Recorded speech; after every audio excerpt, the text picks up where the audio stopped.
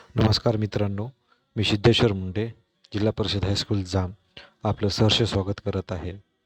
आपण आज भूमितीमधील महत्त्वाचा घटक कोन या विषयावर माहिती जाणून घेणार आहोत. भूमितीमध्ये कोन म्हणजे दोन किरणांनी म्हणजेच रेजनी किंवा रेषाखंडांनी लाईन सेगमेंटनी बनलेली आकृती म्हणजे कोन असते. हे दोन किरण किंवा रेषाखंड एका सामायिक बिंदूवर मिळतात, ज्याला कोनाचा शिरोबिंदू व्हर्टेक्स म्हणतात. भूमितीमध्ये कोनाचे विविध प्रकार आहेत, जसे की काटकोन, लघुकोन, विशाल कोन आणि प्रविशाल कोन. कोनाचे मूलभूत घटक कोणते आहेत तर शिरोबिंदू आहे. दोन किरणांना जोडणारा जो बिंदू असतो त्याला आपण शिरोबिंदू म्हणतो. भुजा, ज्या की आपण कोनांच्या बाजू किंवा आर्म्स किंवा साईड असं म्हणू शकतो. कोन बनवणारे दोन किरण किंवा रेषाखंड असतात. कोनाचे महत्त्व काय आहे हे आपण जाणून घेऊया. भूमितीमध्ये कोन फार महत्त्वाचे आहेत.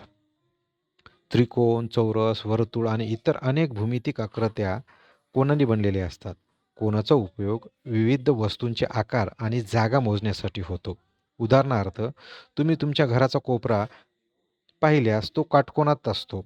पेन्सिलच्या टोकाकडील भाग लघुकोन असतो. विशाल कोनाचे उदाहरण म्हणजे कंपासमधील मोठा कोन असतो. त्याचबरोबर आज आपल्याला लघुकोनाबद्दल आपण माहिती पाहूया. मराठीमध्ये लघुकोन, ज्याला की आपण ॲक्यूट अँगल म्हणतो, म्हणजे 0 अंशापासून सुरुवात होऊन त्याचं जास्तीत जास्त माप हे 90 अंशापेक्षा लहान असतं, त्याला आपण लघुकोन म्हणतो. ज्या कोनाचे माप 0 डिग्री ते जास्तीत जास्त 90 अंशापेक्षा कमी असते त्याला आपण लघुकोन म्हणतो. उदाहरणार्थ 50 अंश, 60 अंश, 80 अंश हे लघुकोनाचे काही सोपी आणि सामान्य उदाहरणे आहेत. लघुकोन 0 अंशापेक्षा मोठा आणि 90 अंशापेक्षा लहान असतो. भूमितीमध्ये लघुकोनाचे महत्त्व आहे. त्रिकोण, चौकोन आणि इतर अनेक भूमितिक रचनांमध्ये लघुकोन आढळतात. लक्षात ठेवा, लघुकोन काटकोनापेक्षा लहान असतो.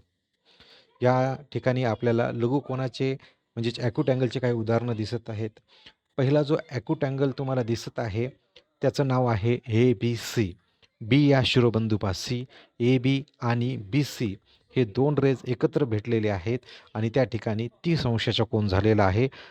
त्याचं वाचन आपण अँगल ABC असं करू शकतो. त्याचबरोबर खाली ॲक्यूट अँगलचे काही वेगवेगळे उदाहरणं दिलेले आहेत. पहिला ॲक्यूट अँगल हा रेड कलरने दाखवलेला आहे. त्याच्यापेक्षा छोटा दाखवलेला आहे मध्यभागी आणि त्यापेक्षा थोडा मोठा दाखवलेला आहे. हे ॲक्यूट अँगलची वेगवेगळी उदाहरणं दिलेली आहेत. ॲक्यूट अँगलमध्ये या ठिकाणी आणखी एक उदाहरण तुमच्यासमोर दिसत आहे.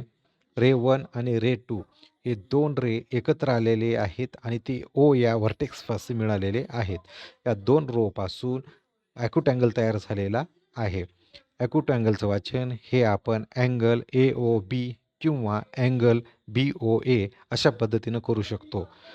हे 3 अक्षरी नाव झालं. आपण अँगल हा एका अक्षरानं सुद्धा वाचू शकतो, जसे की अँगल O. याचा अर्थ असा होतो की अँगल O पाशी अँगल झालेला आहे. त्यानंतर आपण लघुकोनाची आणखी काही उदाहरणे पाहूया. या ठिकाणी बघा, लघुकोन कोणत्याही दिशेला असू शकतो. 30 अंशाचा आहे, 89 अंशाचा आहे, 45 अंशाचा आहे, 10 अंशाचा आहे. असे विविध प्रकारचे अँगल आहेत. त्यांची डायरेक्शन कोणतीही असली तरीही तुम्हाला तो अँगल ओळखता येणं महत्त्वाचं आहे. ज्याच्यामध्ये की जो अँगल 90 अंशापेक्षा लहान आहे, तो तुमच्या नजरेमध्ये भरला की तुम्ही समजून जायचं की हा लघुकोन आहे. त्याची दिशा कोणतीही असू शकते. या ठिकाणी लघुकोनाची आणखी काही उदाहरणं दिलेली आहेत. पहिल्या आकृतीमध्ये तुम्हाला जो लघुकोन दिसत आहे तो 62 अंशाचा आहे. दुसरा जो लघुकोन आहे तो 48 अंशाचा आहे. तिसरा जो लघुकोन आहे तो 71 अंशाचा आहे. चौथा जो लघुकोन आहे तो 54 अंशाचा आहे. पाचवा जो लघुकोन आहे तो 12 अंशाचा आहे आणि सहावा जो लघुकोन दिसत आहे तो 67 अंशाचा आहे. यामध्ये तुम्हाला वेगवेगळ्या आकृत्यांचे वेगवेगळे लघुकोन दिसत आहेत. त्यांची डायरेक्शन जरी वेगळी असली तर त्यांचे तोंड जरी वेगवेगळ्या साईडला असतील तर त्यातून तुम्हाला लघुकोनाची संकल्पना अतिशय स्पष्टपणे क्लिअर होत आहे.